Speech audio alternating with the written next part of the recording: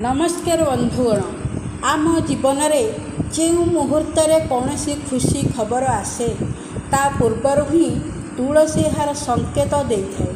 तेणु ताहा किपरि आज आम आपण यही वीडियो माध्यम कहूँ मन रखु तुलसी गछ रखिबार एक उचित दिग रही यथा पूर्व किंबा उत्तर दिग। तेणु वास्तुशास्त्र अनुसार यही गछ घरे रखिले घरे सुख समृद्धि वृद्धि होता है। तेणु जदि आपणक घरे वास्तुदोष रही तेबे घरे तुलसी बगीचा अर्थात एकाधिक तुलसी गछ लगाई दिंतु। यह द्वारा घरे हेउथिबा अशांति दूर होता है। तुलसी गछ को आपण घर अगणारे किंबा छात उपरे लगाइबा उचित, किंतु भूल रे भी तुलसी गछ को दक्षिण दिगरे लगाइबा नहीं, कारण सेपरी क्षेत्र में तुलसी गछ फायदा बदल रे क्षति करिथाए। बड़ गछ गुड़ी को पश्चिम एवं दक्षिण दिगरे लगाइबा भल होइथाए। मात्र तुलसी भली गछ को पूर्व एवं उत्तर दिगरे लगाइबा भल होइथाए।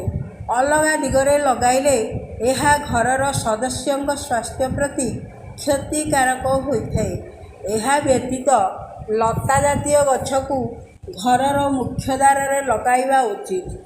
ध्यान देवे जेपरी ताहा लता भली केवल द्वार रे रहे, काहारू बाहारू रास्तारे बाधा सृष्टि न करे।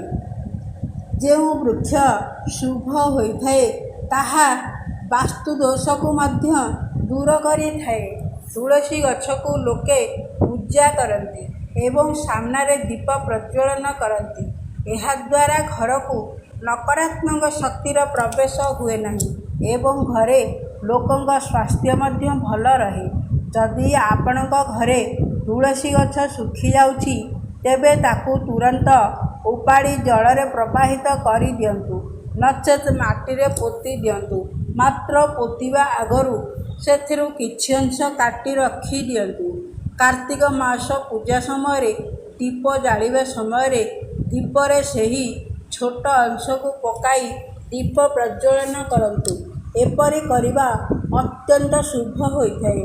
जदि तुलसी गछ मूलरे किंबा पाखरे दुब घास हुए तेबे यह अत्यंत शुभ होता है। मात्र एपरि छात उपरे हेले तुरंत तुलसी गछ को तल को नहीं आसतु, कारण छातरे दुब घास हेले राहु सक्रिय होता है।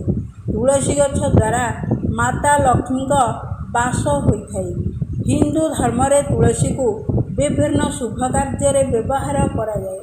घरे तुलसी गछ थिले वैकुंठ प्राप्ति होता है, कारण तुलसी गछ को उद्धार करुथिबा देवी माना जाइछि। सबु क्षेत्र में तुलसी लाभ देइथाए। मात्र तुलसी गछ प्रति किछि ध्यान देवा उचित, जेपरिक तुलसी गछरे अधिक पानी देवा उचित नुहे। भूल रे भी रविवार, एकादशी, सूर्यग्रहण एवं चंद्रग्रहण रे तुलसी गछ को छुअंतु नहीं। यह द्वारा परिवार उपर को समस्या आसीपारे। सही दिन तुलसी गछर पत्र को आदौ छिड़ातु नहीं एवं प्रतिदिन संध्यारे तुलसी गछ मूल एक दीप जलांतु।